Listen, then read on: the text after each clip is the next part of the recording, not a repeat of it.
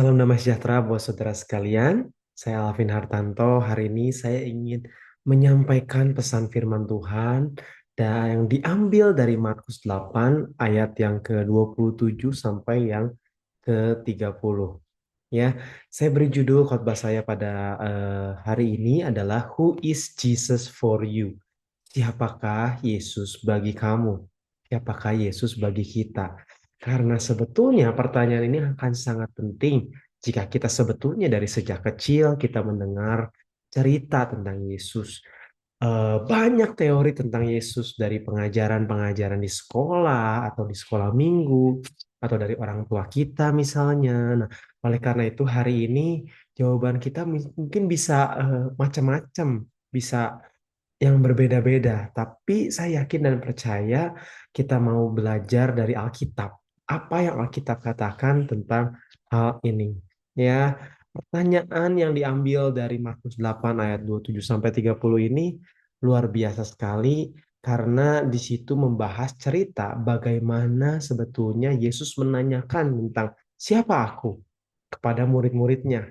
Ya, pertanyaan ini adalah ujian iman, sebetulnya bukan sekedar tes pengetahuan.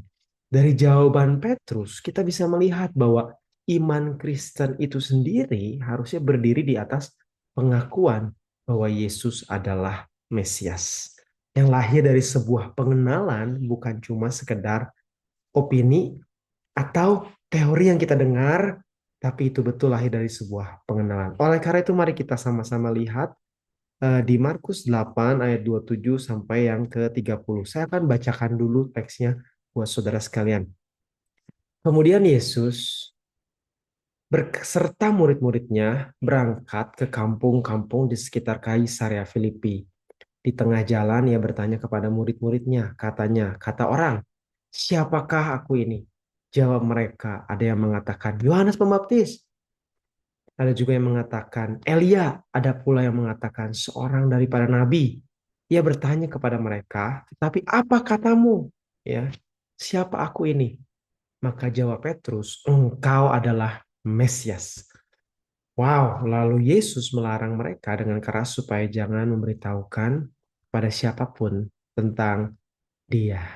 Nah, saat ini konteksnya itu di situ sebetulnya ada di Kaisarea Filipi, ya, daerah di mana di situ cukup banyak penyembahan berhala, cukup banyak hal-hal yang tidak sesuai dengan firman Tuhan, ya.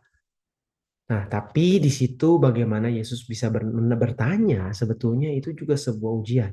Oleh karena itu hari ini saya ingin membagikan hanya 3 poin sederhana yang bisa kita pelajari dari Markus 8 ayat 27 sampai yang 30. Yang pertama, poin yang pertama adalah what do they say? Sebetulnya mereka bicara apa sih tentang Tuhan Yesus ini? Orang banyak menilai Yesus hanya sebagai Yohanes Pembaptis, Elia, atau nabi.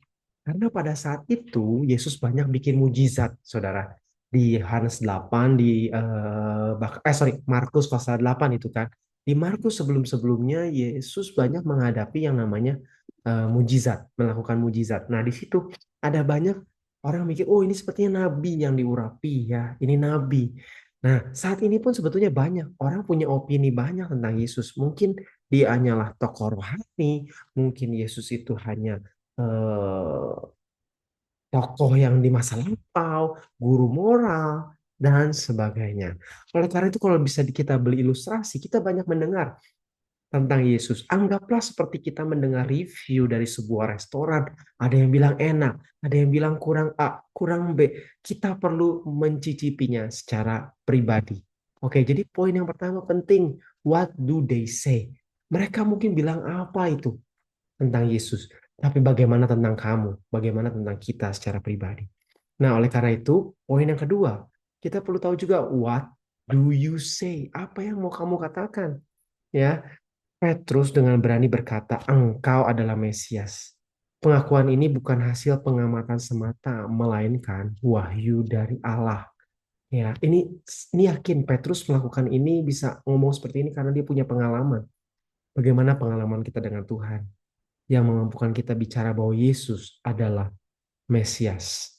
Ilustrasinya seorang anak kecil mungkin bisa tidak berjumpa dengan idolanya, tahu idolanya dari TV atau buku. Tapi kalau suatu hari dia diajak ketemu dan diajak ngobrol sama idolanya itu, pasti pengalamannya akan sangat amat berbeda ya, saudara ya. Yang ketiga, yang pertama tadi, what do they say? Yang kedua, what do you say? Dan yang ketiga adalah what does he say? Sebetulnya dia berkata tentang apa? Saat itu Yesus melarang murid-muridnya memberitakan bahwa dia adalah Mesias. Kenapa sih? Karena orang banyak mungkin belum siap mengerti jalan salib. Ya, oleh karena itu iman yang sejati itu tidak hanya goalnya soal pengakuan mulut, tapi kesetiaan mengikuti jalan Yesus. Ya, seorang dokter bisa aja dipuji hebat, tapi jika pasien tidak ikuti resepnya, gimana bisa sembuh? Pujian itu akan sia-sia. Demikian pula ketika kita mau mengakui bahwa Yesus adalah Mesias, maka kita harus siap mentaati jalan-jalannya, siap sangkal diri, pikul salib, dan ikut Tuhan. Pertanyaan sederhana lagi. Who is Jesus for you? Itu tema khotbah ini. Who is Jesus for you?